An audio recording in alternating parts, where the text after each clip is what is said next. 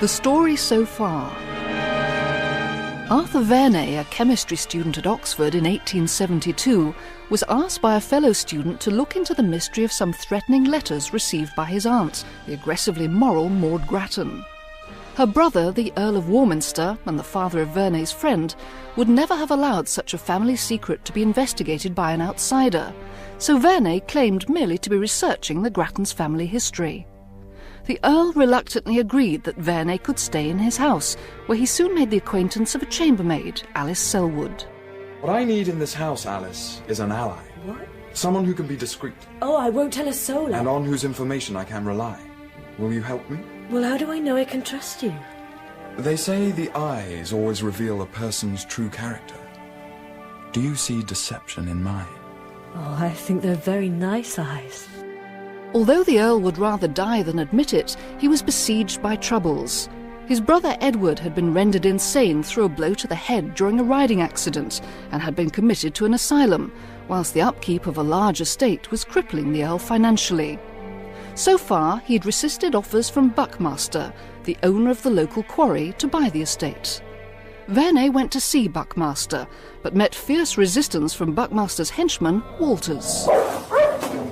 All right, Tolly, I say them. That's far enough. When Vernet did manage to speak to Buckmaster, his reception was no more cordial. So he called next on Alice Selwood's mother, a former housekeeper of the Earl, to see if she knew anything about the threatening letters. Well, I'm sure I don't know who would want to write anything nasty to the Earl. I did not say they were to the Earl. Oh, well, I just assumed... One other query. The line of paintings in the library seems rather uneven. Are any of them missing? 3. They were taken. Stolen, do you mean? We never knew. They just disappeared. The Earl finally decided to trust Vernet. There have simply been 3 letters sent to me, Sister Maud. They alleged a passionate affair of the heart in her youth. And to reveal the contents would seriously undermine her somewhat rigid moral stance within this community. You judge the situation precisely. Edith Grattan summoned the Earl abruptly from a shooting party. Their sister Maud had received through the post a cardboard box. Oh! Open it away from me! I do not wish even to think about it. An animal's heart, by the look of it. Quite fresh, too. That same day, the Earl's gamekeeper was found dead. Perfectly obvious what happened. Mitchell put his foot into the trap, and the shock made him drop his gun. Carrying it loaded, of course, and by damnable ill fortune it discharged full into his chest. Very tragic accident. That is certainly what we're intended to believe. As Vernet came closer to solving the mystery, troubles piled up for the Earl and his family. Then, one night, Alice discovered that part of the house was ablaze. When the flames died down, a charred and unrecognisable body was found. Good Lord. Vernet. He's missing. This would explain why. He must have thought there was something he could find out in here. Get something to cover up the body, William, will you? Alice was distraught. What's this, Blaine? Alice not well? Arthur! Oh, your lordship, look! Great heavens, Vernet, you're alive. Where the deuce have you been, sir? I have been burgling, my lord. What? It was the only way I could obtain the evidence that was needed. I found a poacher's knife, for example, and writing paper that matched the note sent with the package to your sister. So you know who was responsible? I do. Oh, Arthur! It was Walters, the guard at Buckmaster's quarry. It transpired that Walters had been a warder at the hospital to which Edward Grattan had been committed. Clearly they must have spoken. But what was it that so interested Walters about the Earl's estate? And why was he so anxious to frighten the Earl into moving out? In the name of wonder, the paintings! Which paintings are those, your lordship? The ones that disappeared, I imagine, Alice. It was the final straw that made us have Edward committed. Came down one morning and found the 3 best pictures in the collection were missing from their frames. Edward was beside himself with amusement, so he must have been responsible, but we could not extract from him what he'd done with them. I would think the sale of any one of them would transform the finances of this estate. That Edward was quite capable of saying he'd hidden them, when in fact he'd torn them into pieces and scattered them to the wind. Walters believed him sufficiently to lose his life in the search. Oh, so that's who you think they found in the drawing room? It is a logical conclusion. He was certainly not at home when I called. Then, in heaven's name, let us see if he's found anything. There's a hole cut in the floor under the parquet. Let me see. There. Looks like a telescope all wrapped up. More likely to be Canaletto and Company all wrapped up. Damn me, it is. Marvellous. Edward didn't destroy them at all, and the fire hasn't reached them either. Some good has come of your stay here after all, Vernet, and that's a fact. Now, Vernet, your contribution to events here has been a significant one, and it should be recognized. So I intend to write you a check. That will not be straightforward. Why not? You surely have an account with a bank? Yes, I do, but in my own name. What? We agreed with your son that if I had a false identity, I could disappear as if I had never existed, as I intend to do. We? Are there more of you involved? Only one, a fellow chemistry student. His is the brain behind the whole plan. Unfortunately, Sherlock was laid up at the last moment when a bull terrier bit him in the ankle, so I had to take his place and employ his methods. Sherlock, you say? Oh, just a slip, my lord. It is better with no names, I'm sure. All the time Arthur had been carrying out his detective work, Alice had been his indispensable helper, covering his tracks and ferreting out information. Finally, there was a night of romance. But now it was time for Arthur to take his leave. 2 sovereigns? What for? For all you've done for me, Alice. Now you're insulting me. Last night, well, that was a spontaneous act of kindness, I know. But when I first arrived, you undertook to be my ally, and you have been. That deserves to be rewarded. Well, in that case, I'll take them, and willingly. Oh, do you have to go now? I must get back to my work in Oxford. Would I like Oxford? Not down to earth enough for you, I suspect.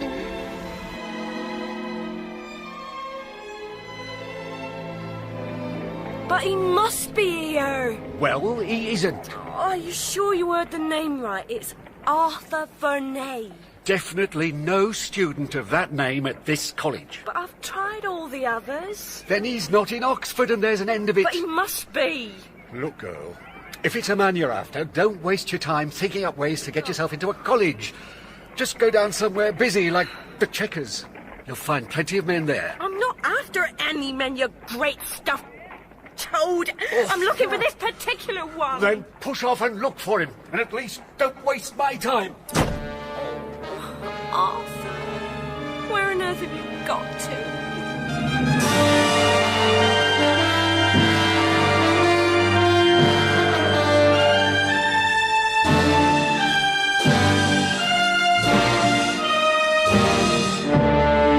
We present Ben Daniels and Jane Slavin in The Salamander Chest by Grant Eustace.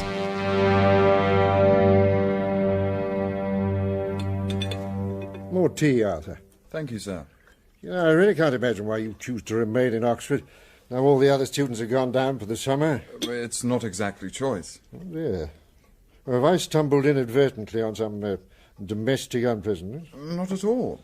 It's just that the roles of Her Majesty's ambassador in Berlin and of fatherhood sit somewhat uncomfortably together. At least in your father's eyes. I didn't say that. Oh, you didn't need to. And your mother's there with him, of course. Yes. What about relatives? There are none whom I would wish to visit. Yes, that is a consistent failure of one's relatives, I find. I shall call on some friends, but only for a few days at a time. If I wish to keep them as friends, announcing myself for a stay of a month or more will scarcely help. Well, people are so troublesome. Life would be so much easier without them. I could ask the same question. Why do you remain here all through the summer? Oh, well, my case is different. I've long grown out of the restlessness to which youth should be prey. I can remain warm within my Oxford cocoon, indifferent to the outside world. But surely the outside world will demand your attention anyway. Oh, how will it? We spoke of Berlin just now, for example. The rising power of Germany cannot be ignored, especially since it went to war with the French and soundly beat them. But how will that affect me? Will it perchance change the laws of chemistry I have to teach? Will water suddenly become 2 parts of oxygen to 1 of hydrogen because the Prussians have said so? Then what of events closer to home? Oh, as long as we have the excellent Harris as sentinel at the gate, why, even women are kept at bay. Have some been trying to gain entry? Well, One woman at least, no doubt wishing to assail our bachelor virtue. I'm surprised you haven't heard Harris telling the story. You would think everyone in Oxford would be aware of the college rules. No, she was not a local girl, apparently. Otherwise she would not have concocted such a transparent device as trying to locate a non-existent student. What name was she asking for? I believe it was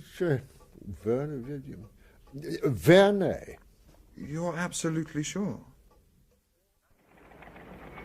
No question about it, Mr. Beresford, sir. She insisted that was the name. So I knew then she was a fraud. Not necessarily. But we got no student of that name, have we? No, but there could be some misunderstanding. Can you describe the girl? Oh, quite short, only stood as high as my shoulder. A bit thin for my taste, but pretty, I suppose you might say. Yes, I might. Dark brown eyes. Oh, never noticed her eyes, tell the truth. Dark brown hair. Yes. Yes, her hair was brown, and I did remark that it was tidy. No scraps blowing about in the wind. More like you'd expect in a lady's maid. And when you told her there was no Vernet here, what did she say? Nothing. She just looked a bit off the hinges and walked back towards the High Street. Have you any idea where she went? None at all. You wanted to see me? If you run this place. I own this place. Now, what's your business? I'm looking for somewhere to work. What is? Well, I've worked up till now as a chambermaid. Who for? The Earl of Warminster. Yes, and I'm Florence Nightingale. I did work in his house. All right. Well, it doesn't much matter one way or t'other. It's how you work here that counts. Does that mean you'll take me on? I might. If you'll ply the tables in here when my wife doesn't need you for the rooms. Well, I'll do that. And that's all you'll ply, mind. I don't understand. Oh, want to play the innocent, do you? Don't go touting for men while you're working for me, that's what I mean. I don't know why everybody thinks that's what I'm about. It's called experience. What's your name? Alice Selwood. The girl at the gate must have been Alice Selwood. And who is she, Arthur? Someone I met when I was down in Somerset doing Edgar Grattan a favour. A friend of the Grattans? She was a member of the Earl of Warminster's household staff. Indeed. Is one to understand that saying you met her is something of a euphemism? She took care of me one evening when I was hurt, and, well... Yes, quite so. You spare me the particulars. Then why, pray, is she asking for, what was the name? Vernet? That was my nom de guerre at the time. I was trying to be discreet. Not trying hard enough, by the sound of it. Believe me, it's not easy to act out and sustain a role as someone else. Well, I shall take your word for it. I find it taxing enough acting out the role of my own persona. Now, if this girl has journeyed all this way to seek you out, then she must be in some sort of trouble. Must we presume that she wishes to lay the blame at your door? It's possible. How long ago were you there? 9 months. Well, I believe that can be a significant period of time. Harris was quite specific about how slight her build was. I see. Well, in any case, she doesn't know your real name, so she cannot find you. Then I must find her. I commend your concern, but is that wise? She helped me. It's the least I can do. But where could she have gone? Alice! Yes, Mr. Bracknell? Those parties at the corner table will die first soon. Oh, right, sorry. Keep your eyes about you, girl. Oh, good morning, Mr. Gallagher. It certainly is not. Is Mr. Gocher here yet? Over at the far table, sir. Right. Good morning, Miles. Oh, don't you start, Andrew. It's an absolute pig of a morning. Read this. Her husband? How could he know about you? He couldn't. And he wouldn't believe it if he were told. He's such a ninny that if he came upon me in bed with his wife, he'd probably apologise for being in the wrong house. What do you think this note really signifies? That someone else has cut me out. I'd feed his entrails to my hounds if I could find out who he is. Couldn't you force a confrontation with her? How can I, you oaf? The flunky who guards her door and gave me this note stands over 6 feet and has the build of a shire horse. What would you like to drink, sir? Well, we'll have another bottle of this. Right you are. Now that's a sight to make a morning seem altogether better. Who is she? Arthur, let us reason our way through it like any other problem. Yes. The fundamental question is whether Alice stayed in Oxford or not. Which is the more likely? If she has the will to get this far, I think she might persevere a little longer. I concur. So? So she needs a roof over her head. Correct.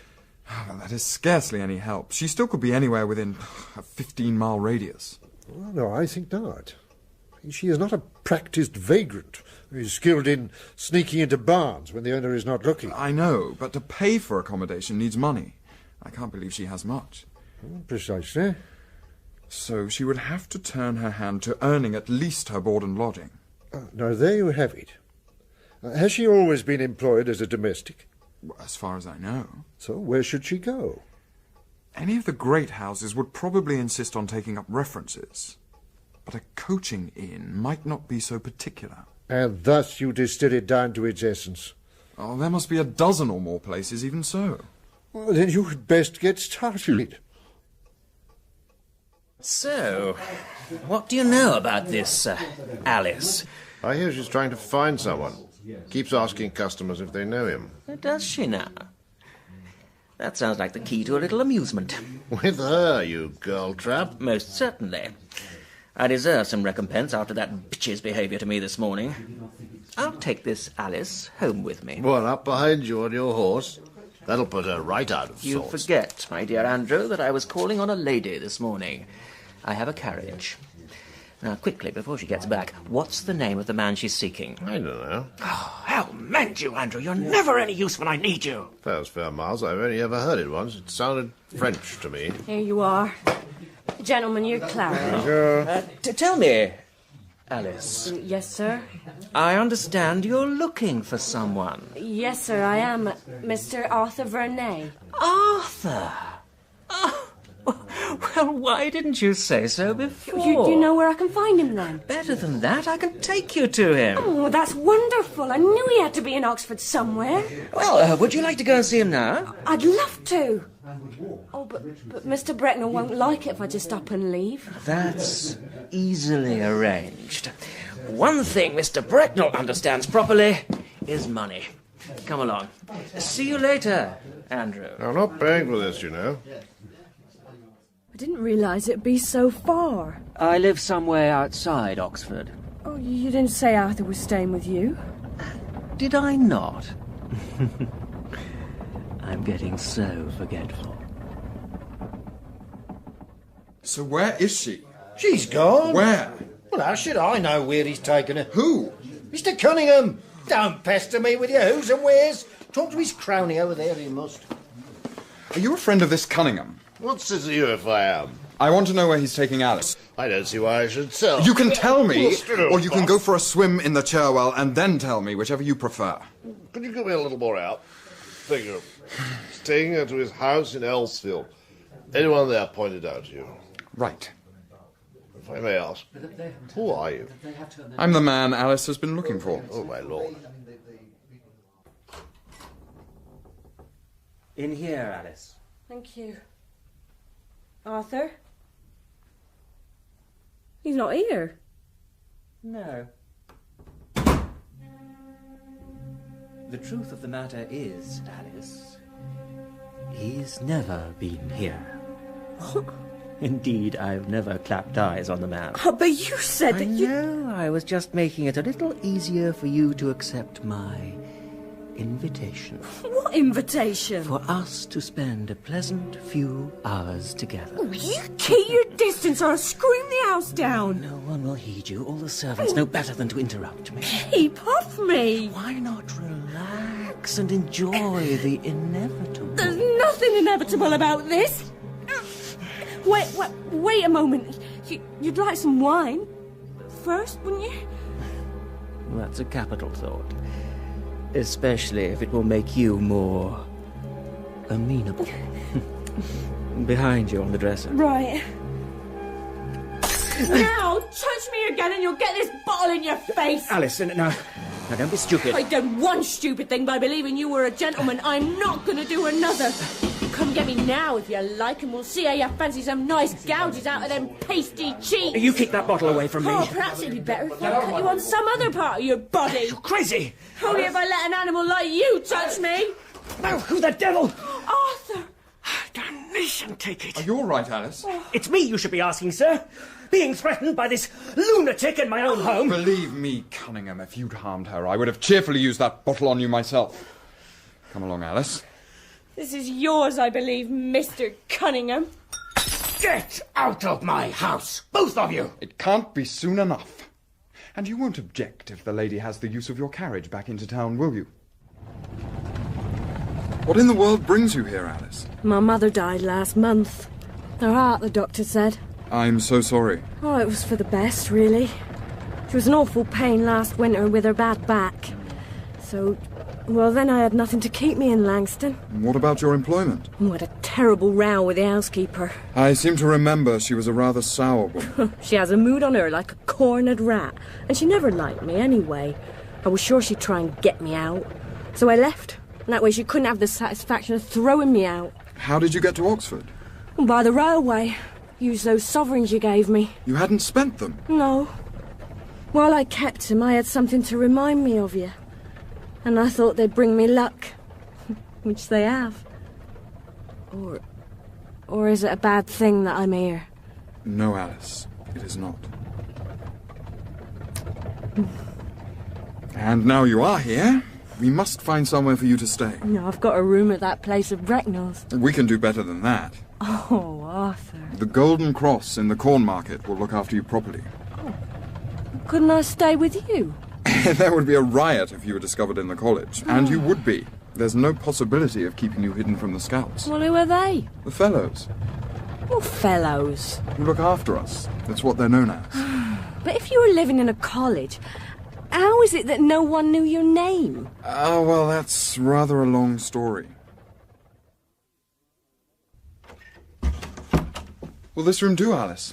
We can find another one if it's not to your taste. Well, it's lovely, Arthur. But, were you sure this is all right? What do you mean? Well, do you really want me to stay? Of course. Why shouldn't I? Oh, after what you told me about your family. They're not here. But other people are. You can't be seen walking out here with the likes of me. Tongues do have an annoying habit of wagging, certainly. Oh, I should never have come looking for you. It was a wild idea. Maybe that Cunningham man was right. I am crazy. I'll just get my bag from Brecknell's place and be off. And where would you go? Where I won't have to watch a dream turn to dust right in front of my eyes. We haven't got to that stage yet. But we will, won't we? Alice, why did you come to Oxford? I wanted to see you again, you know that. And I'm very pleased that you did. Oh, but... No buts. Let us just fasten for now on the positive idea that you're here, and you're safe, and you're comfortable. Oh, Arthur. And let me do a little thinking. Now, what precisely is my role in this discussion, Arthur? Am I locum tenens for your father? There would be no need for a discussion in that instance. I know what he would say. And that you've taken leave of your senses, even to consider associating with a young woman so far beneath your own social station. Those would be exactly his words. He does have right on his side. Does he? Well, as he sees it. He can hardly countenance a below-stairs origin for the next Viscountess Hawksley with equanimity. That's somewhat premature. But it will have to be faced. Perhaps. It is becoming clearer to me the part I have to play. It is that of your conscience. That would be what my father would think. But I don't intend to be partisan. No, merely to prompt you to identify what you believe your true interests to be. Do you know what they are? Well, it would be presumptuous of me to say so, but there are some signs. Such as? You could have hidden behind your pseudonym. The girl would probably never have found you. Yet you chose not to hide. It seemed likely she was in trouble. Oh, my dear Arthur, you could spend 10 lifetimes and 10 fortunes trying to help all the people in trouble and not even begin to address the problem. Quite clearly, there was a strong personal motive at work. Well, of course, I'm fond of her. Oh, we're fond of her? No, am fond of her. I imagine there is bound to be some lingering affection from a past liaison. There's more to it than that. And there's more to her. Well, for example? She has spirit. Most ladies would have fainted away if they'd been abducted. Alice was ready to cut Cunningham's heart out. Not one of the social graces often called for, but it certainly suggests strength of character. So does tracing me here. Quite so. As I expected, you are making a case for your emotions running deep. Whether they are deep enough, well, only you can judge. To overcome any social stigma, you mean? Society is very fickle. There have been cases of unlikely matches being accepted, as I understand it. Equally, you might become an outcast. I do not regard that as an overriding argument. Well, your father's displeasure is more predictable and potentially more devastating. I cannot see how he could do any more than disinherit me. Would that not be enough? Well, it would make life difficult, but not impossible. And chemists are not notoriously well paid. I do have some income over which he cannot exercise control. You seem to have no doubts. So why do you hesitate? I have never contemplated such a step before, let alone when every argument save my own conviction stands against it. Is it any wonder I hesitate? The girl is cautious for the same reason, you said? Yes. Well, then perhaps the university vacation can assist. In what way? You have weeks of opportunity, with little of the usual social pressure, to get to know one another better. Are you suggesting living as man and wife? I could not possibly advocate any such course of action. And what would your father say? If you were my father, this conversation would have come to an abrupt halt long ago. Arthur, you have a chance, both of you, to see whether your feelings are genuine. You might as well use it. Before you take any decision, either of you may come to regret. Have you fetched your belongings, Alice? Such as they are, yeah. I know. We must see about some new clothes for you. Oh, I'm sorry. I didn't mean it that way. Still, we will see to it. But first things first. Right. Well, I've been thinking about us. So have I. And I have a suggestion to make. So have I.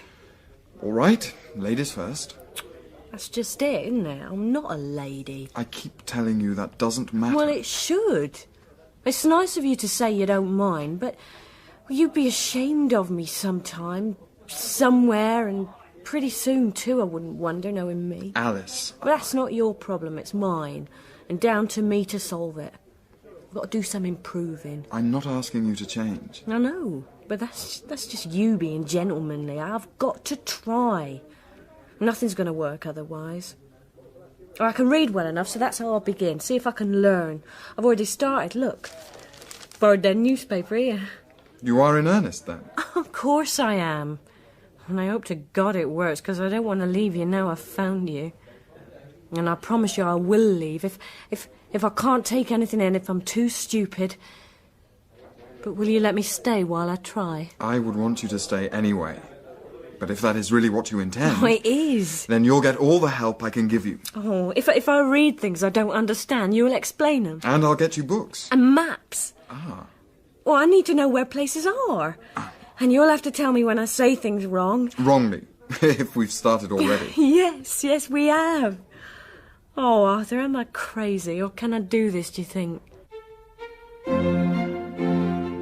Mr. Bennet was so odd a mixture of quick parts, sarcastic humour, reserve, and... Caprice. What's that?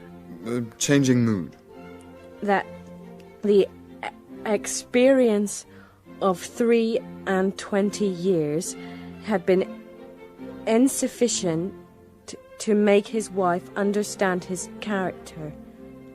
Well, she wasn't very bright then. That is partly the point. Read on a little further. The business of her life was to get her daughters married. It's solace. What's that? Pleasure or consolation. Was visiting and news. Oh, Lord, I hope I don't end up like her. Little danger of that.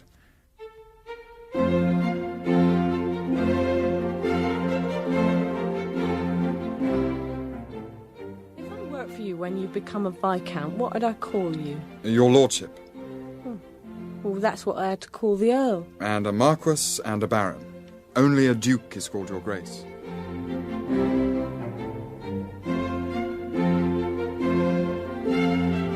There's something in the newspaper about the Suez Canal. Where's that? Egypt. Oh, we've talked about that, haven't we? Isn't that the country with the pyramids? And, oh, that big animal statue. The Sphinx. That's it. Why are they always writing about that canal? Because it's the gateway to India.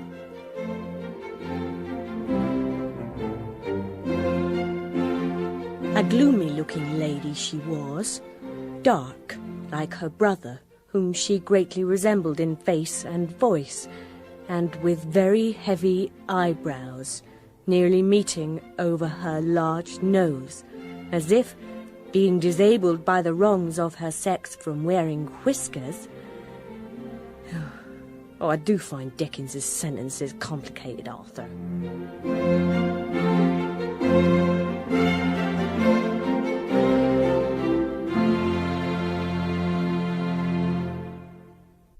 Do you know where Martaban is? Martaban? You've caught me out there. Did you see the name in the newspaper? No. Finished that directly after breakfast. While I was waiting for the books you were bringing, I got them out. These out. Whose letters are they? My mother's. She had them stored away carefully in a box, so they obviously mattered a lot to her. That's why I brought them with me. I should think they did matter. I almost feel I'm intruding, reading love letters as personal as these. They must be from your father. Suppose so. You don't sound very sure. Wasn't his name John? Yeah, was. Though I never knew him. He died when I was a baby. Do you think a shopkeeper would write letters like these? Is that what he was? And in... where was it? Martaban. Are the others the same? Oh, no, this one's Trang. That doesn't mean anything to me either. Anywhere else? Singapore, that's better. Was your father ever in the East? No idea. My mother never said nothing. Anything? Anything, sorry. Perhaps she had a lover. It would explain why she kept the letters so carefully. Wouldn't explain how they knew each other. She never left England. As far as I know, she never even left Somerset. And this man looks as if he's a colonial official, perhaps, or something similar. But there's nothing I can see in the text to tell us. I wonder who might know something more. There's Mrs. Hayes at Langston Park House. Who's she? The cook. She's been there over 20 years. Well, that must be as long as my mother worked there. Then we'll send a telegram to Edgar Grattan and ask him to speak to Mrs. Hayes. He's not to... Oh, I don't know a word for it.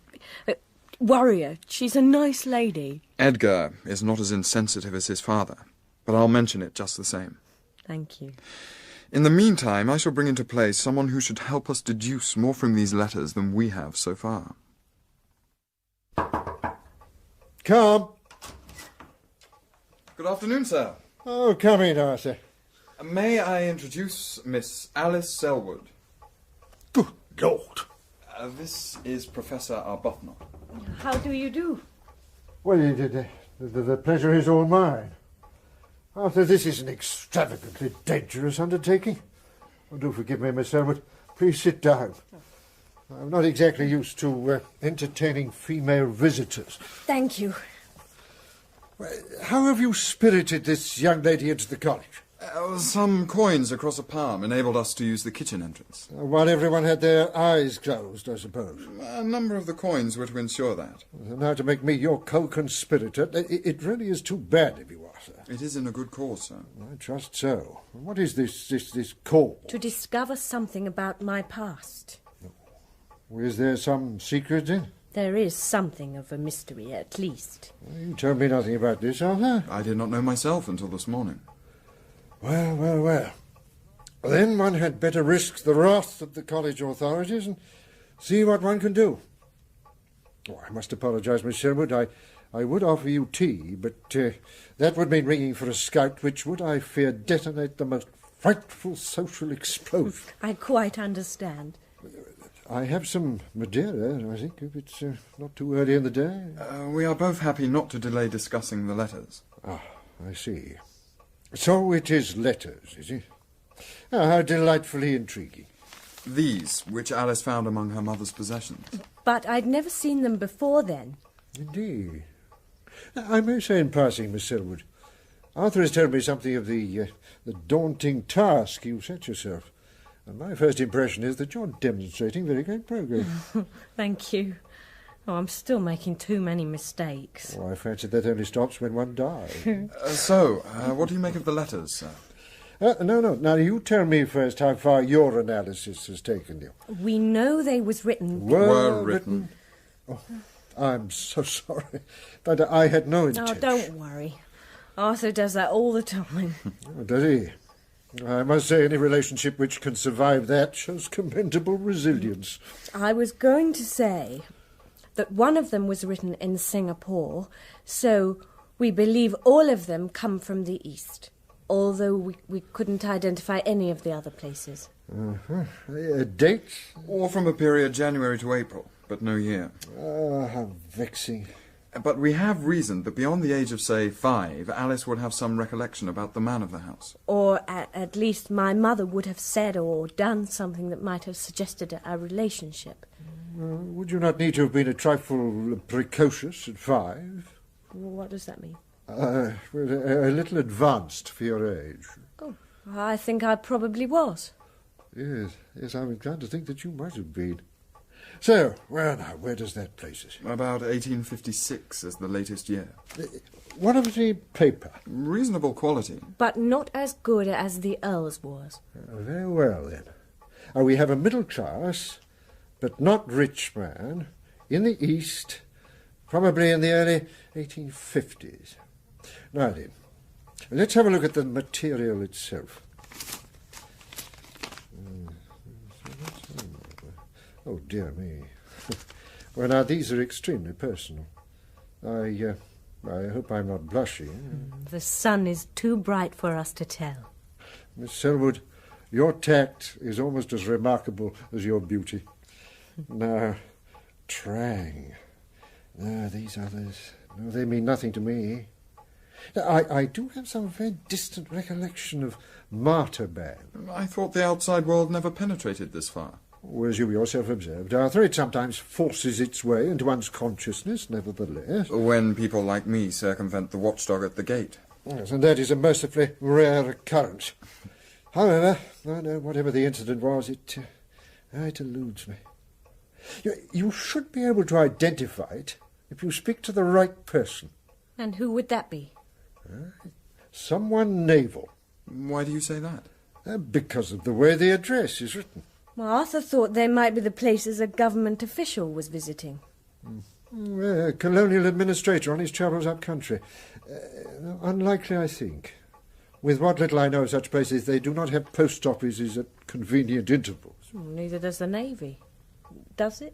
Yes, it does, after a fashion. Ships are detached from the fleet to take the official mail. Quite so, and when such an opportunity were imminent, private letters would be swiftly written to take advantage of it. There are fairly regular intervals of about 3 weeks between these letters. You have an alert eye, Miss Selwood. That fact had escaped me. And such letters would merely be marked by the name of that day's anchorage. It would explain why we haven't been able to find many of the place names. It would also make more sense of the phrase in this one. I must close now. I am keeping the bag open. It would. And that is a telling phrase in another respect. He has the power, the authority to keep the mailbag waiting. At least on his ship. Precisely. Which then ties us into the quality of the paper. So John is an officer in a warship in the East in the early 1850s. Unless we are very much mistaken.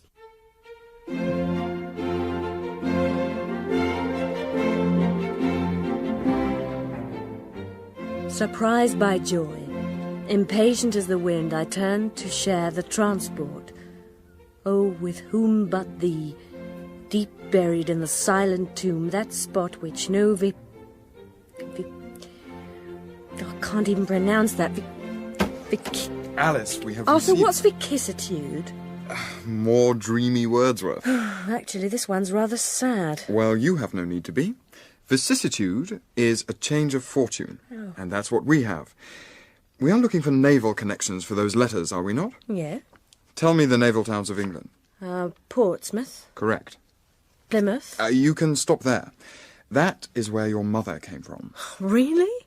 Is that what Mrs. Hayes said? I've just received an answer from Edgar Grattan. Apparently your mother was found her position by an agency in Plymouth. We often had to find staff that way. There weren't hardly enough people locally. Just there weren't enough people. Oh, sorry. You don't have to keep apologising. It's just every time I make a mistake, I think of who else might be there next time, or the damage I might do. You can also allow yourself a little pride at what you've achieved. Is it enough? Are you going to let me stay here? No. Oh. Because we have to leave for Plymouth. Really? Well, we can't let the matter rest where it is. We already know more than you were ever told. Perhaps there's still more to learn. Oh, but from whom? Well, Edgar surpassed himself. He searched through the Park House domestic records and found the name and address of the agency in Plymouth. No, but we're talking about over 20 years ago, or I'd remember something about it. Yes, it was 1853. You were scarcely a year old, according to Mrs. Hayes. So what can we hope to find after all that time? Well, that remains to be seen. Come on, we have to pack.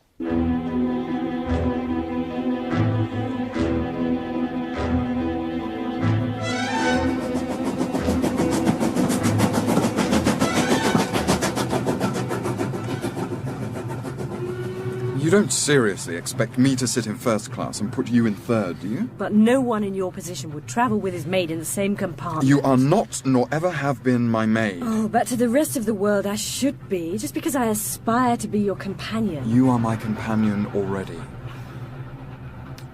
But you know as well as I do that will confuse people or start them gossiping.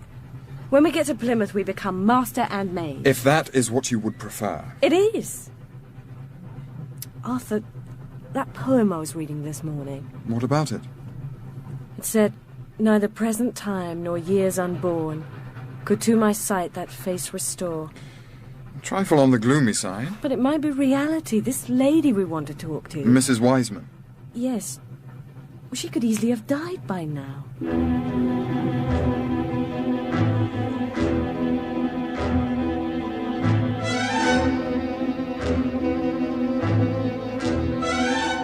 It was clever of you to find me, sir. I gave up running my little agency over 6 years ago now. I had a strong personal reason to be persistent. I am seeking information. What about? A lady I know as Mrs. Selwood, whom you placed at Langstone Park House some 20 years ago. Judith? Goodness gracious, you're taking me back in time. But you seem to remember clearly. Oh, me and Judith were in service together. Before I met my husband, that was, and he helped me set up my little agency. But as always seems to happen, you lose contact. Does she work for you now then, sir? No. I'm afraid I have to tell you that she is no longer alive. Poor Judith. God give her peace. There is no knowing in this life, is there, who'll be gathered in next? It was something of a release, or so I understand from her daughter. Oh, that Alice? Yes. Oh, pretty little baby she was. No longer a baby, but still attractive. So it's Alice who works for you? In a manner of speaking. And now, Mrs. Wiseman, who was Mr. Selwood?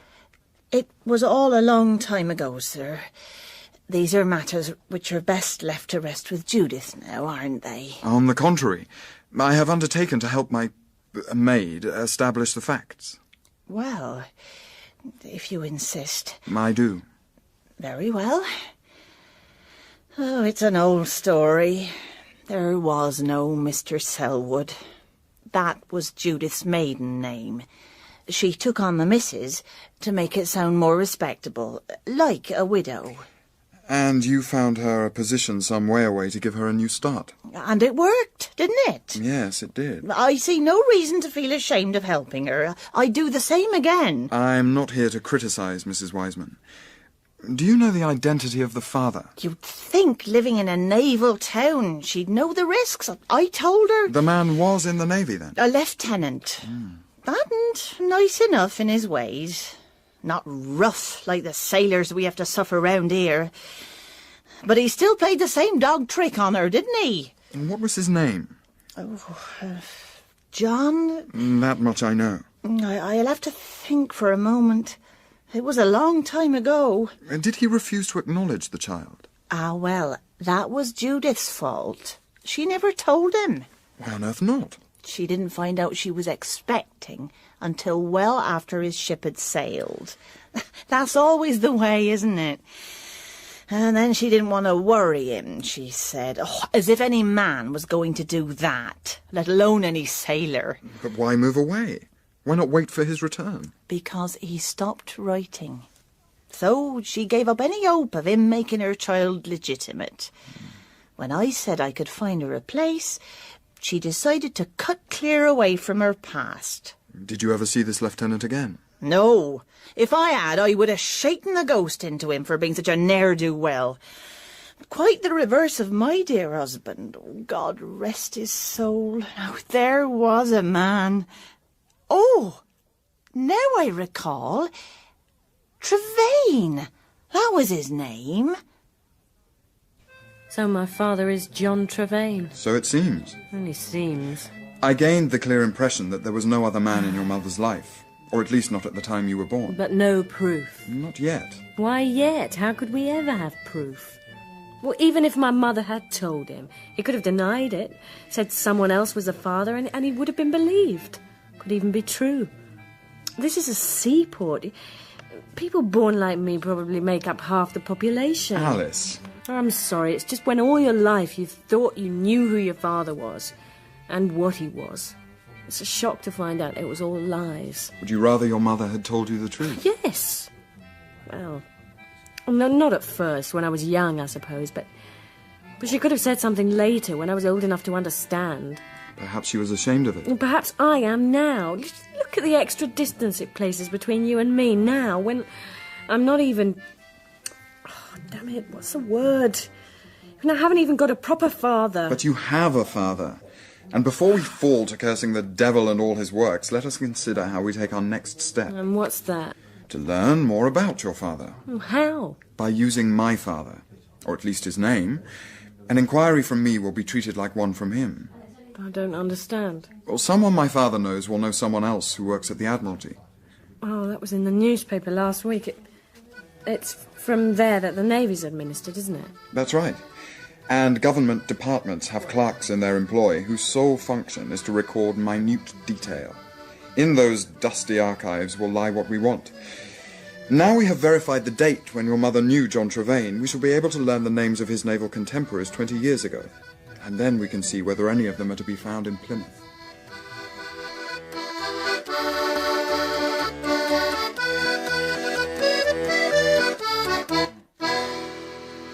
Alice, it was your idea to masquerade as my maid, and I now see the sense of it. You could have remained safe at the inn. If this Admiral Priestley has something to say of John Trevane, I want to hear it with my own ears. These are no streets for a woman to be walking at night. Oh, do you doubt my ability to give a good account of myself? And let us just say I would rather it were not put to the test. It isn't far now, is it? No, his house should be only just down here. But I think we'd best move across the street, not to provoke these sailors. Oh, there are only two of them. Yes, but they're already a sheet in the wind. Oi! You! The tough or the jam tart? Devil take the man. They're not going to let us pass quietly. I'm afraid not. Now, here's a pretty pair. Well, mine's pretty. It only ought of yours. Let's move across to the other side, Alice. Not so fast, Cully. So it's Alice, is it? Yeah, I've not an Alice before, have we, Jacko? Not that I can remember. We'll enjoy you special, Alice. How dare you talk to a lady like that? You're asking for a good jacket. Who's going to give it to me, you? If I have to. Don't make me laugh. Would you bugger lugs serve you steel between your ribs? Arthur! I can see it. You'll feel the knife too, I warn you. Don't stand there like a wet goose, Jacko. Get hold of the girl. Right. Oh, damn me. I never saw a lady kick like that. I'm not a lady, not Are you yet. all right, Jacko? Of course I'm not. You better make sure you're worth all this, Alice. What the devil's this blasted commotion? Oh. Spobs, there's a red flag at the masthead here. Morrison, my pistols at once, man. Very good, sir. Leave it, Dusty. It's getting too hot. Come on. Are you young people all right? Yes, thank you, sir. They got more than they bargained for, I fancy. Yes, I saw one had a good noser. Well done. I don't think the other one will forget me too quickly. Good for you, young lady. Just sorry it had to be sailors. The Navy seems to get nothing better than the sweepings of every big city's rookeries nowadays. Not an honest man among them. But come in, and let me pour you a glass of the Navy's apologies. Your pistols, sir. Oh, good grief, it's too late now, man. The battle's fought and won. Oh, sorry, sir. Put those down and get some brandy out for our guests. Look lively. Oh, very good, sir. Where did you learn to kick like that? I didn't learn it. It just seemed the obvious thing to do. I'm glad we're on the same side. Extraordinary. You were actually coming to see me. That's right. We believe you might have been a young officer at the same time as John Trevane. John? I should say so. We were midshipmen together. That was in the old Cornwallis, with Black Jack Weston in command. Yes. Fierce old buzzard he was, with a squint like a bag of nails and a manner to match. But what's your interest in John? I believe I'm his daughter. Well, if that doesn't take the biscuit. I never knew he had a child. He probably does not know himself. Does not? Sounds to me like you're a dispatch or two short. We had to give John the deep 6 all those years ago. I beg your pardon? We buried him at sea. Neither present time nor years unborn could to my sight that face restore. Well, yes, I wouldn't have expressed it quite that way, but you have the measure of it. Pity to be the one to tell you. Thought you must have known. How did it happen? We were both with old Austin's squadron when he took Rangoon. What would that be now, in 52? I was in Rattler, that was the flagship, and John was in Salamander. He took a stray bullet from shore. Chance shot, really. Damnable luck. And not a bad wound, everyone thought. But that vile climate out there was no help. He took on a fever, and that was that. You said Rangoon. Was a place called Martaban in Burma as well? Yes. A smaller place, though, only needed 4 ships, and some soldiers, of course. We took that the week before we moved on Rangoon. Oh, so that's why the last letter came from there. You know, when I look at you carefully, young lady, I am strongly reminded of John. Extraordinary. The eyes especially. Tell me something about him. I don't know what you'd like to hear. What type of man he was? Firm in his friendships, a sociable companion, though not a great drinker, respected by his men because he didn't treat them like sewer rats, although most of them were, mark you. What do you know of his family? Now, I'll have to dredge around in the recesses for that. Cornwall, that was it. Up on the north coast. What was it? Penlithit, I think.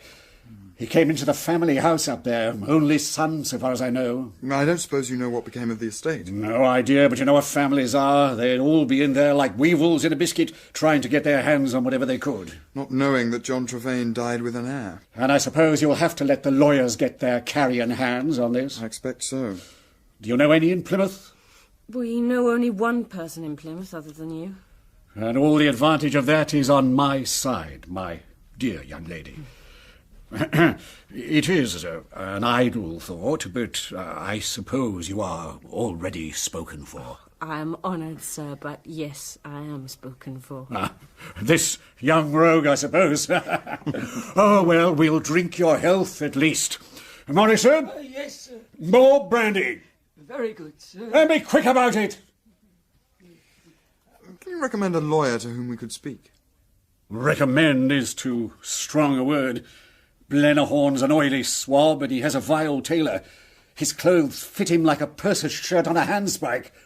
But he knows his law books and his wretched precedents. If there's a way, he'll know. Comparable cases do not inspire confidence. There was Castlebury versus Castlebury in 54, when I... Just lay out the salient points for us. Consider first the matter of the letters, then. By whom were they sent? Oh, surely that's clear enough. Enough is here the operative word. Are you saying they are not written by Trevane? The name never appears. Only John.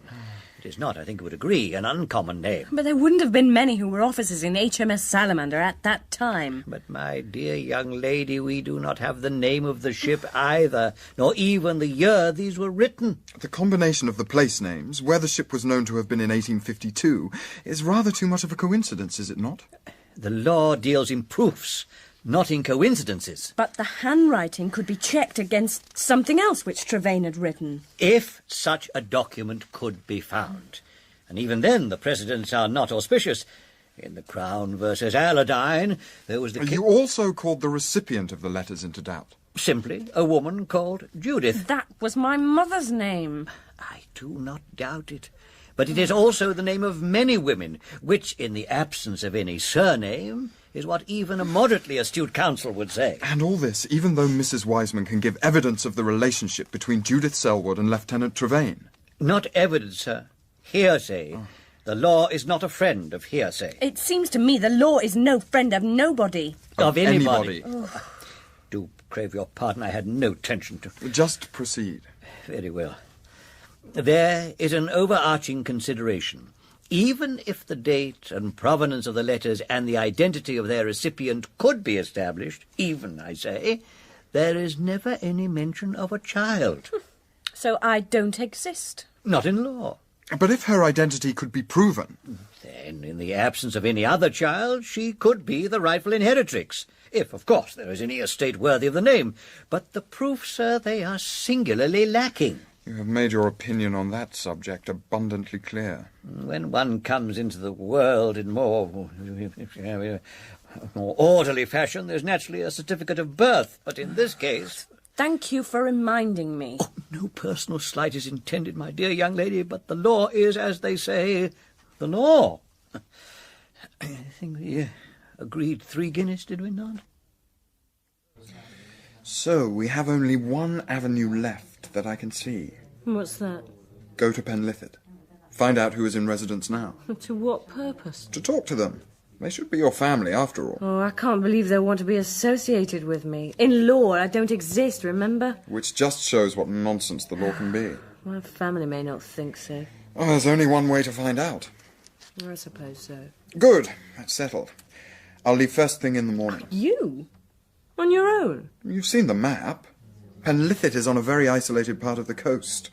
It's the sort of area that might well not take kindly to strangers. Who knows how roughly they might treat a woman? That was tried on the streets of Plymouth, and as I recall, the woman took good care of herself. In the first round. But what would have happened if Admiral Priestley hadn't appeared at his door calling for artillery? This is my life we're trying to... Disentangle? Whatever you like. You're not going without me. But Alice... Let me finish. I can see the problem, but I can solve it. With the right clothes and my haircut, no one need know who I am. Pretend to be a man? Well, it would have to be a boy. My voice would never be... Plausible? Oh, that's right. But Alice... There's no argument, Arthur. We go together or we don't go at all. I wonder if everyone's younger brother is so self-willed.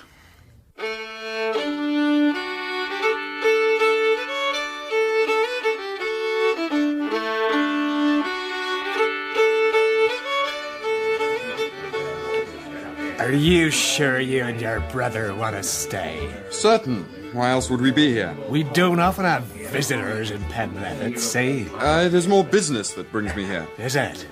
How long would you be staying? A few days. Depends on the business. Well, I suppose we could make a room up. It won't amount to much, though. The one room we normally have is taken. Oh, that's all right. I'm sure we can make do. You might be surprised. You don't look as if you'd have to rough it much. My brother is a little pale because he's just getting over an illness. I hope you're not bringing it here. No, I'm better now. Because we got enough troubles of our own in this part of the county. Isn't that right, Peter? It's a place for quiet spirits, right enough. There's Parson necking him that had his head lopped off. He still walks and brings his silver back. That sounds, if you'll forgive me, like a very tall tale. Jonas here has seen him. I have. And I've heard Arthur's army fighting down at Slaughter-Bridge. I tell you, we none of us rest easy here. I know you forget the miners who still work the old tin mine. The sound of their picks can still be heard. Now that you've learned the major attractions of the countryside around, perhaps you'd like to join me. That's very civil, Mr... Ryder, George Ryder. More ale, Mr. Polzine, if you please. Right.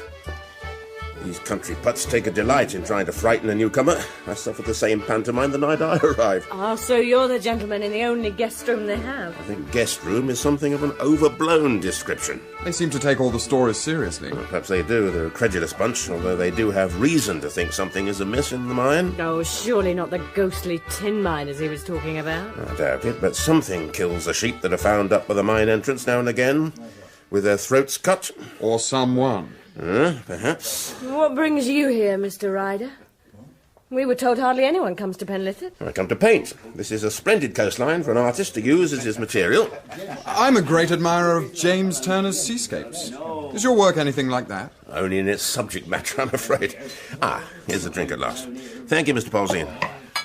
The room will be ready for you two directly. Thank you. Only a little for me. Come on, lad. I'll put a bit of colour in your cheeks. I'd really rather not. All right, as you wish. So, you have business here, I heard you say, Mr... I don't think I caught your name. Beresford. Yes, a legal matter. I have to go to Penlithid House. Do you know it? I walk past the gate every day on my way to the cliffs. But you're not acquainted with the owner? Murchison? No, but then I don't know that many people in this room could say yes to that question. Keeps himself to himself. Can you tell us anything about this Murchison?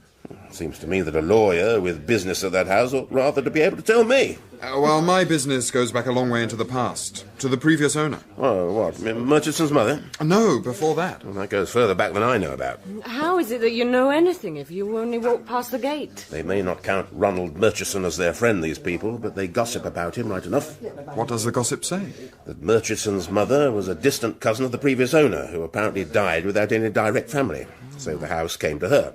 She was already a widow when she arrived here with her son, and she didn't last long herself. What did she die of? She went mad, they say. Something about the life here cracked her. Maybe one of these ghosts caught her unawares. I don't know. Any road, she threw herself one night into Hell's Mouth. What on earth's that? That's what they call the cove below the cliffs hereabouts. It's a real ship's graveyard. And hers, too. So that just left Ronald. More beer, lad? Oh, no, thank you, really. Do you always take your brother with you on business, Mr. Beresford? Not at all. It seemed that a little sea air might do him some good after his illness. Well, you'll get plenty of that. The wind's been freshening all day. We'll be lucky to get away without a storm. Now, don't let my chattering keep you. Your room will probably be ready for you by now. Do you still think it was a good idea to accompany me? Oh, this is no worse than the first room I had when I started at Langston Park House, Arthur. And I don't believe in ghosts. Even ones that cause ladies to throw themselves off cliffs. Ooh, that was terrible. What on earth could have happened to her? It could have been an accident. Except that people in their right minds do not court danger on cliff edges. So perhaps she was out of her senses after all. So, do we go to the house next? Having come this far, we can only go on. We must size up this man Murchison for ourselves before we decide what is our best course. And watch our backs while we're doing it. Are you referring to Ryder? Oh, I certainly am. All that false... Bonhomie. What on earth's that? Friendly nature. Well, then why don't people say so? It's not fashionable. But it's easier to understand. What's that got to do with fashion? Oh, I sometimes wonder if I want to become a lady. The rules are so ridiculous. Well, even ridiculous rules are better than chaos, which is what there'd be if we had none at all. Oh, but there's so much pretense. Well, that should work to your advantage. If everyone's busy acting out their own chosen roles, they won't have time to worry about you acting out yours. Oh, I wish I could be as confident as you. I didn't like the way Ryder talked, and that tone of voice suggesting he didn't believe what he was being told. Well, he did have every right. Some of it wasn't true. And don't you think it was suspicious, the way he tried to make me drink that disgusting beer? There is certainly something not straight about him. I don't know what his game is, but he is playing one of that, I'm sure. Any true artist would not let my deliberate mistake of calling Joseph Turner by the name of James go uncorrected. Is Turner someone else I should learn about? Very probably, but not tonight.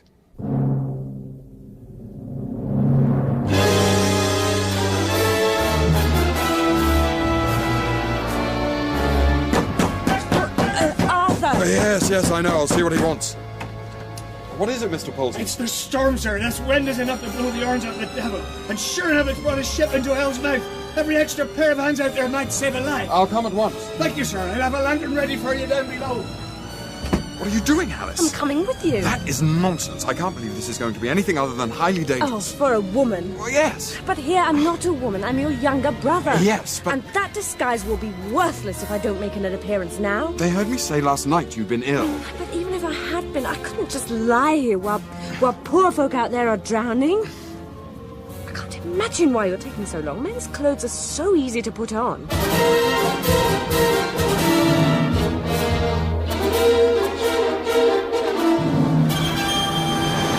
It's a pretty night for an outing, isn't it? Waiting for us. Polzine's gone on ahead. Since I know the path, I'll take you to the beach. Lead on! Anxious for a spot of heroics, are you, lad? There won't be much of that, I fancy. More just a bloody mess. Tread carefully or you'll turn your ankle on one of those stones. Has the Coast Guard been called? Well, they've sent someone to bring them, but I don't know if they'll show up. Why shouldn't they? There's only so many of them to go round. With this wind straight on shore, you could have shipwrecks everywhere from Pendine Watch to Bude. That's terrible. If you're not careful, Polzine and the others will be down like gannets on anything that's washed ashore from the wreck. Well, now you can see why they call it Hell's Mouth. That ship will be smashed to pieces in no time. I can see people on the rigging. It looks as if they're making ready to jump. Well, if the waves don't knock them about too much, they might make it to dry land. Then for God's sake, let's get down there and help them. Got a lot of spirit, that brother of yours? Hey there! There's one in the boat over there!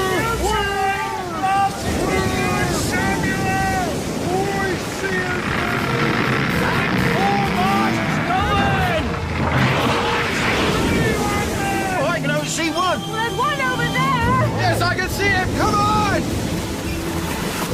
You get his arm around your shoulder. No, he's too heavy. Let's just try and drag him towards the beach. Here, let me take over. Right. Look out for that wood coming in! Oh, damnation! Got this one now. You go back. You all right, Alice? Sort of, it hit me on the back of the head. Let's get you out of the water first, then we'll look at it. Ouch! I'm sorry, but I have to see. Oh, yes, damn it, there's quite a cut there. I'm taking you back to the inn right now. You from the shed? No, we've been trying to help, but several of the crew have made it to the beach. The cargo's coming in. Anyone in charge down there? I suppose Polzine is, if anyone. Oh, Seth Polzine. Well, better the devil you know. Who is he? He looks like an excise officer. Come to lay hands on the cargo before the gannets do. Why should an exciseman make Ryder fade away into the darkness?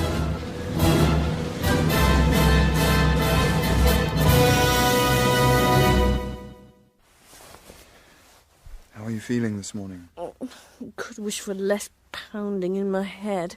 You were lucky. If one of the ship's spars that were in the water had caught you, you might not even have your head on your shoulders. I think it would be better if I didn't try to come with you today. I would not hear of it. You have to rest and mend that wound before all else. And in any case, I do not think that there is anything lost by keeping from Murchison a little longer that John Trevaine's daughter is here. You're going up to the house?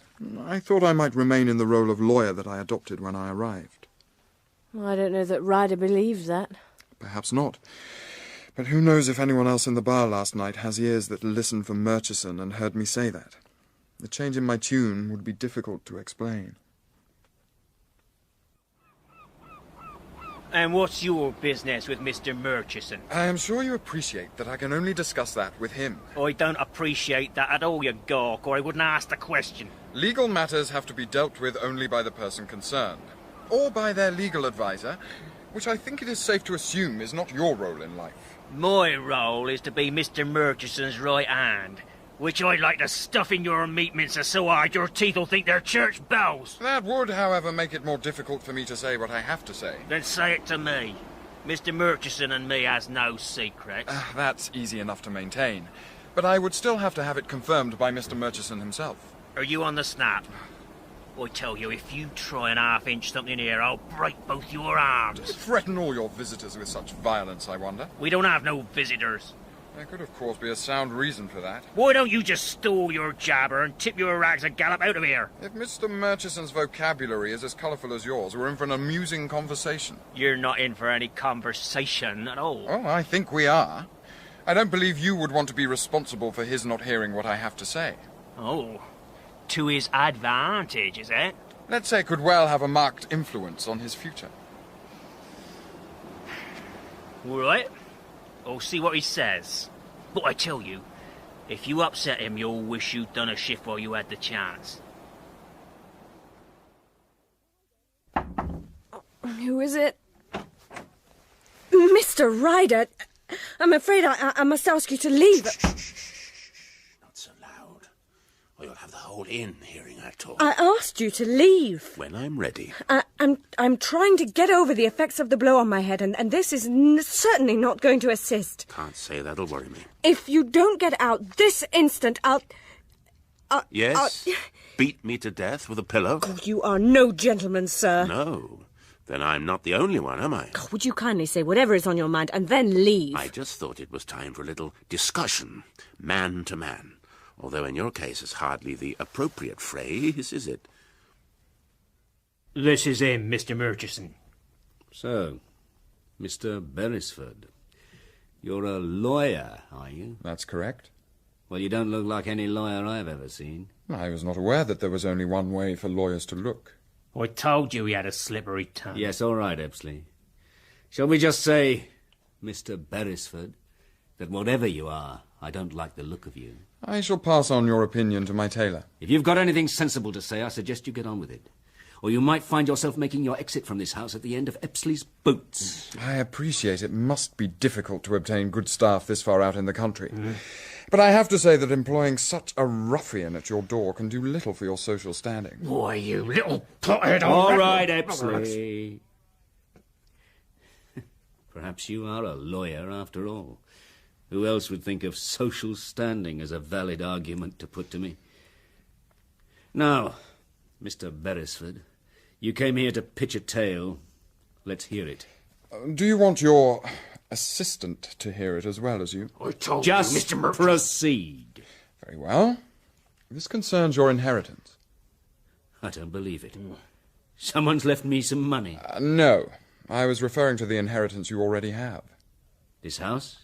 I got this from my mother. Yes, I heard about that. Terrible accident. If that indeed is what it was. Do you know any better? I hope you plan to get to the point damned quickly. The point is that there may be another claimant to that inheritance. What? You've bet on the wrong side of the post if you believe that. I was my mother's only child. I'm prepared to take your word for that. It has no bearing on the case. Well, no other relative could have a claim before me. She only had one brother and he died before her. Did he throw himself off a cliff too? So you're talking rubbish? I was not referring to someone with a prior claim over you. What then? Someone with a prior claim over your mother. There was no one. The lawyers hummed and hawed for a year, but they never found any other relatives of Trevane. If they'd been more conscientious, they would have found a daughter. Of Trevane's? He never married. The two do not have to go hand in hand. But why would anyone wait this long? It makes no sense. It makes perfect sense if neither she nor Trevane knew the truth. Until now. That's right. Well, now I've lost patience with you. It was an original story along the way, but it's becoming preposterous. It's true, nevertheless. Enough's enough. It's time for you to leave. I thought you'd never say the signal, Mr. Murchison. Why did you let him go on so? It amuses me to see what outlandish stories they think up to cloak their true identities. So you think he's another one? No doubt of it. Although I wasn't sure at first, because he marched up to the front door bold as a miller's shirt. It seemed too obvious a trick. Are we going to get rid of him the same way? Yes, and do that now. Then when you get back, we must talk about a change of plans. If they've sent two in succession, they're obviously getting a smell at us. We may need to hold on the slack for a while.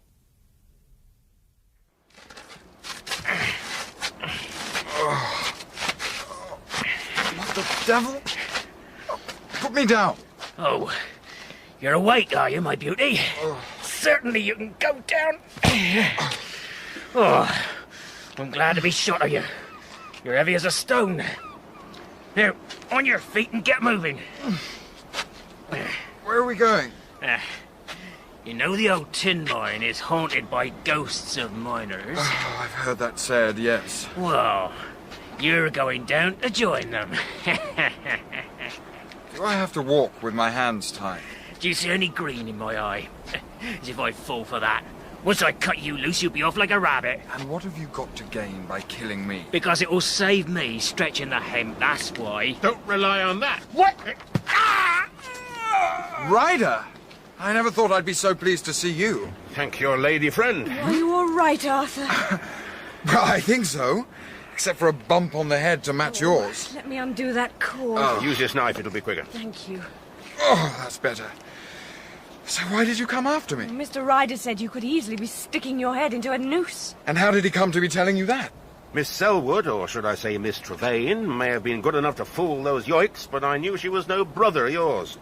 Where people are in disguise, they're generally up to no good. Does that include you? He's an exciseman, Arthur. Ah, so that's why you melted away last night. It would have been extremely unhelpful to have been recognised. So when he discovered that we were in fact on the right side of the law, I could see no harm in telling him everything. Good decision, or you're likely to be down that mine shaft with your neck broke. And why are you hiding your identity? So as not to scare the birds away. There's a deal of smuggling going on round here, and we've been over-eyeing Murchison for some time. Ah. An officer came to Penlithot a month ago and hasn't been heard of since. So come in, pick up his trail, carry his job forward. Have you found out what's happened to him? No, but the stories of ghosts in mines sounding so convenient, I was about to try that route when you needed bailing out. Where did you leave the rope and lantern, Miss Selwood? Over there. Right. But what about him? I didn't hold back any. He'll sleep for a lot longer yet.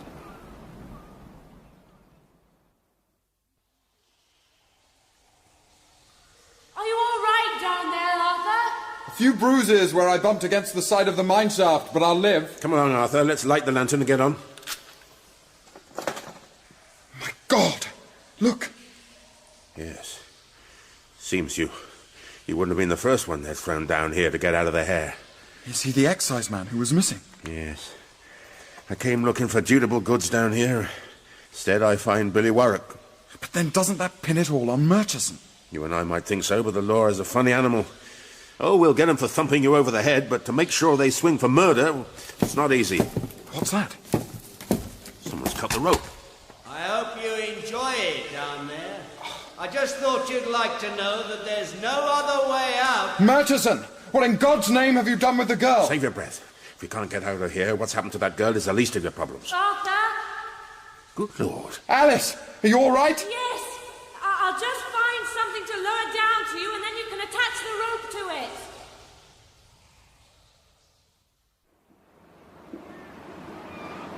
What did you hit him with, Alice? Slate. Yeah, that would do it.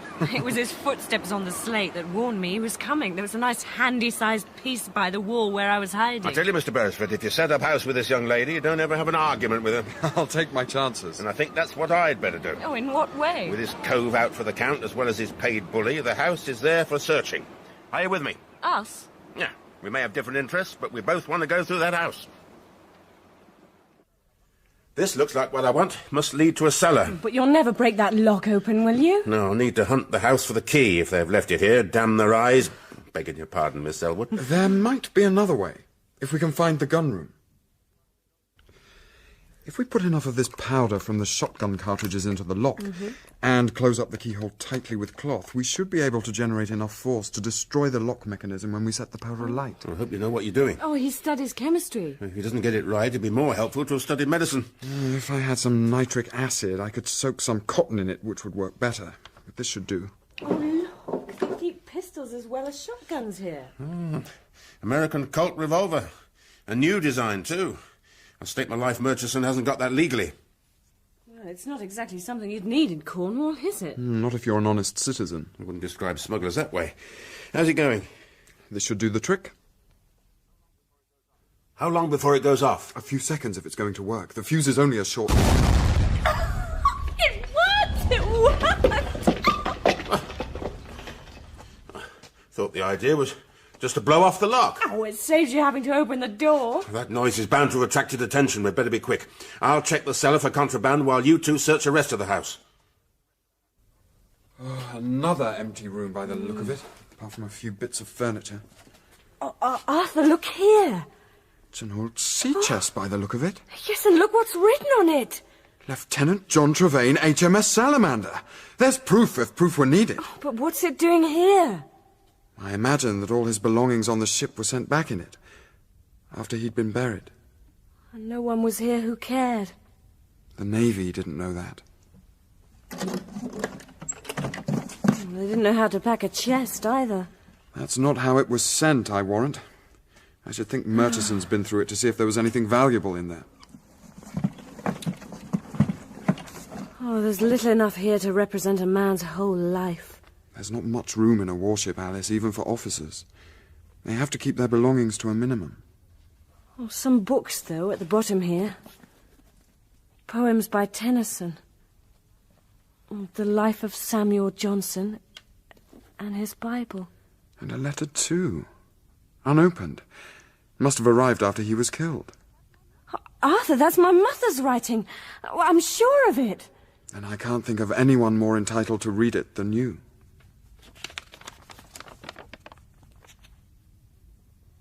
She told him. She told him after all, and he never read it. Listen, I have not wanted to trouble you all these months past, but now that time of waiting is safely over, I'm so happy and content that I must tell you. I have borne you a child.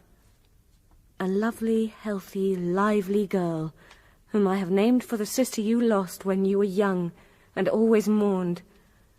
So now you will have a new Alice to cherish. Our Alice. Welcome home. Mr. Beresford! In here. I've not seen as much contraband as this in one place for years. There's brandy down there, wine, tobacco. No wonder they laid in fancy new American revolvers to protect it. Well, a knife will have to do for now. Murchison. This blade slices through a sheep's throat quicker than wink. So it was you who killed them. It doesn't take much more than a few dead sheep to keep these superstitious peasants gibbering. Makes the free trading easier when they're looking the other way for ghosts. Well, you brought in your last cargo. Says you. And this knife says you've done your last work as a nose. All of you. Oh, that's brave talk, too, with one of you and 3 of us. Oh, yes. You must be the one I have to thank for the pain in my head. I'll repay that, I promise. I'll save you till last. Not if I have any say in the matter. Well, you won't. I thought someone who would leave people in a mine to die might not give up easily. So I brought your new American... Acquisition? Thank you, Arthur. I brought it with me from the gun room. That is ready to fire now, isn't it? Yes, it is. You never cease to surprise me, young lady. You don't know how to use that.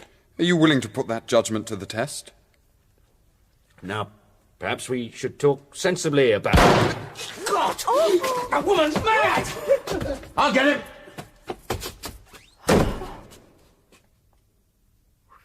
I didn't mean to shoot. Murchison didn't know that.